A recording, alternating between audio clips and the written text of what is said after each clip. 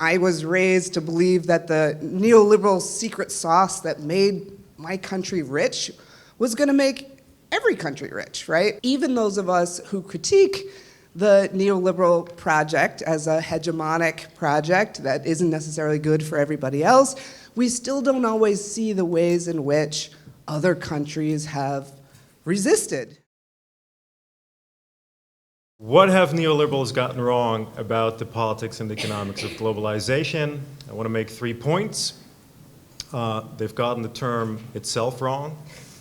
They've gotten the history wrong. And third, I think they've failed to recognize the foundational and constitutive role that states have played in the world economy since the 19th century, both in the process of globalization and the process of deglobalization. So first, the term. I just want to remind everyone that globalization as a term is a period piece. The boom of globalization discourse dates to the 1990s and early 2000s. You know this. It's not coincidentally the moment of Western post-Cold War triumphalism and the Washington Consensus, where it seemed that all systemic alternatives to stylized ideal of a free market capitalism, so both global South developmentalism and real existing socialism appear to have failed, the end of history. So it seemed plausible, this came up yesterday already, it seemed plausible to argue at this moment, and I think we should appreciate that as a particular historical moment, it seemed plausible to argue then that the future would bring a convergence towards Western-style democracy and liberal capitalism, and it also seemed plausible to argue that this process could be governed technocratically through international organizations like the WTO. Because of this origin of the term, I think the very term, it's less a term, it's kind of like a meta-concept that organizes all sorts of ways of thinking about the process and the structure of the global economy. So it has certain assumptions and meanings baked into it that one should properly call ideological. Who disciplines capital? We're talking about disciplining capital. It's the state. So I think one of the things that we might be doing here is accept this as a fact, work it up analytically, and perhaps work on something like a normative rehabilitation of state capacity, and where the sources of this normative rehabilitation could be, I think, is a pressing question. So thank you. A lot of the academic literature looks at how financial globalization constrains what the nation state can do and constrains, industrial policy and so on. But today I wanted to talk about the opposite. So under what conditions previously liberalized developing countries can actually overcome these constraints.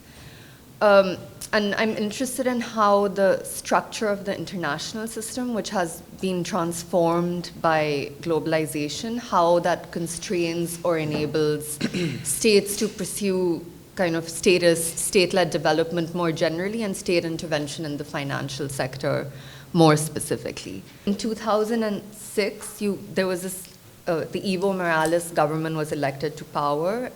It's very kind of, leftist, with developmentalist leanings and promising kind of independence from the World Bank and IMF. In 2013, Bolivia actually implemented one of the strongest kind of anti-private sector financial reforms, I'd say globally. So it implemented these interest rate controls on private banks without compensation, which means that basically it told private banks you have to lend like 60% to this defined list of productive sectors of the economy, and it also capped the interest rates at which it could lend to these. So the private banks were obviously up in arms about this, right? Because it severely impacted on their profitability. And the World Bank and the IMF also were very much against this. And I just want to say there's a lot of indicators that it's a tool that really worked. In 2019, the Center for Economics and Policy Research declared that Bolivia had the fastest growing economy in South America over 5 years and had reduced poverty by 42% and extreme poverty by 60% since Evo Morales took office. So I don't know how the economy is doing now, but it's a hopeful sign that there are tools out there that are being used. So when Lula da Silva, the historic leader of the labor-based Workers' Party, came to power in 2003, he called upon Brazilian businessmen to lose their fear of becoming multinational businessmen. Not exactly what you would expect from a left Workers' Party, right?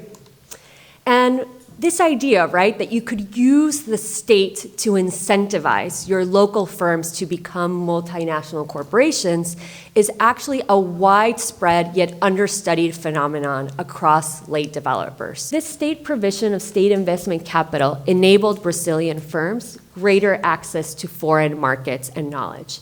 And this occurred in a context, right, where we wouldn't necessarily expect good industrial policy results for two reasons. First, it was a period of bad governance, wide corruption scandals by the Workers' Party government. And in my own research, I find evidence that there was some degree of political capture and that political donations to the Workers' Party affected which firms were actually receiving this funding. And the Brazilian Development Bank's policy of supporting global champions actually received a lot of domestic political backlash. But the Bendis was able to overcome these political obstacles because of the widespread and deep institutional capacity that the institution had acquired over 60 years. These are two irreconcilable worldviews.